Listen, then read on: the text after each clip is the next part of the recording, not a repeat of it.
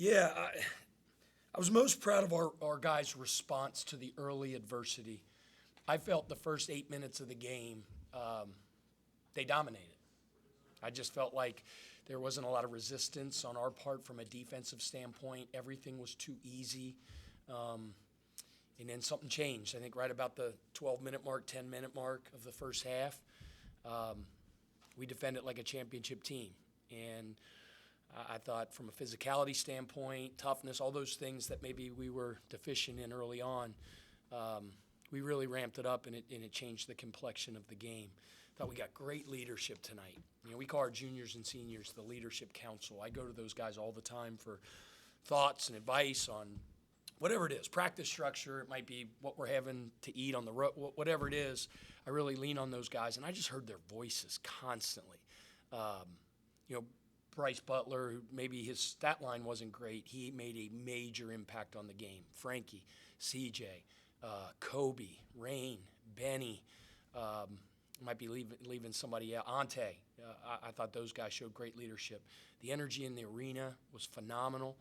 I loved our bench, the energy on our bench. That's a major part of our culture. It was it took everybody. That's why we say 25 strong. But it was a great team win. Frankie's night to rebound Thursday. Tonight it was his night to score. He really got a stroke going. Yeah. This is a crucial part of the season. Obviously, we're in the back half of conference play, and that's what you expect your veterans to do. They really carried us tonight. Frankie's one of them. Made some huge shots, played with amazing confidence.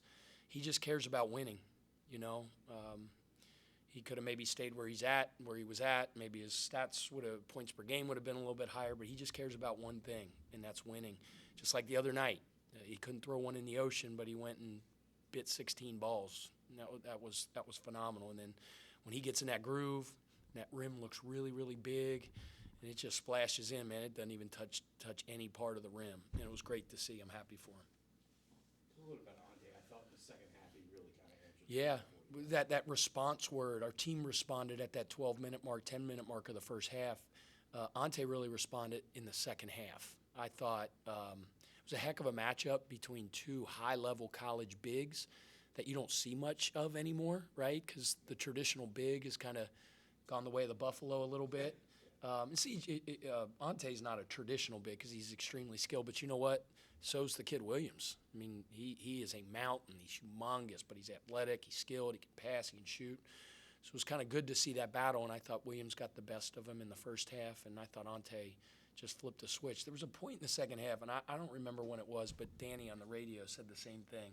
Something happened, and it just like he got fire in his eyes, and he went down. He made a violent post move with a lefty jump hook, and he just like you felt it. So it was great to see that from Ante, and hopefully he can continue to carry that forward. Just to see them perform like this in a game that meant this much, how much confidence does that give you as you move into March? I mean, they knew what this game was for, and they stepped up. I mean, you hope it's kind of a catalyst, right? I mean, we've had a really good season, and going up against some of the top teams in the conference thus far. We had a tough loss at home to Towson. We had two tough losses to our rival in UNC Wilmington that were nasty, hard-fought games. So to go up against a team that's near the top of the standings and is vying for first place, and to play the way we played and to finish the game the way we finished it is very good. And I mentioned it before, but don't underestimate the power of the atmosphere at the game today. And I know our marketing staff and facility staff and all those guys are operations people are all back here in the back of the room. In so many ways, they're the unsung heroes that don't get a lot of credit, but the work that goes into, we had T-shirts on every seat, the music was bumping, and they're buttoned up. Every I's dotted, T's crossed, and they're a big part of our 25 strong.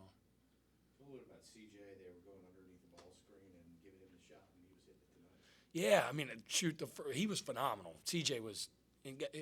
I'm amazed by his assist to turnover ratio. It's amazing to me when you look at the Cuban stats. And he's played a cajillion minutes this year. We've played however many games, and the kid's got like 20-something turnovers on the year. and the ball's in his hand so much. I mean, he's got to be top 1 or 2 right now in the country in assist to turnover ratio. But what's that? He's one. That's ridiculous. Like, you say a really good point guard or a good point guard has a 2-to-1 assist to turnover ratio. Really good point guard has a 3-to-1, 4-to-1, 4.5, whatever it is. That's crazy. That's off the charts. But the first thing I said when I addressed the team, because we usually go around and talk about people, and I mentioned CJ, his floor game, and how he played and all that. I was most proud that he shot 8 stinking shots.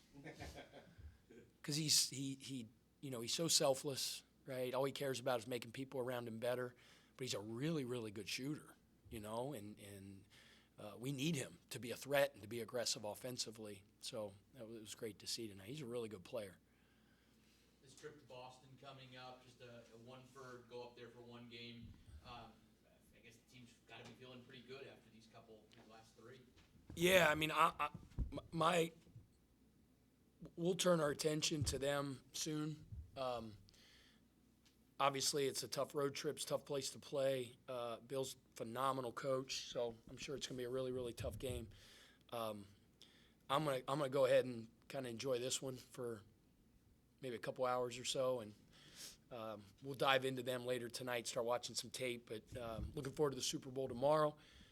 It's a big night in our house. We have this ritual that we do. Lisa cooks for all the guys, just like she does for Thanksgiving.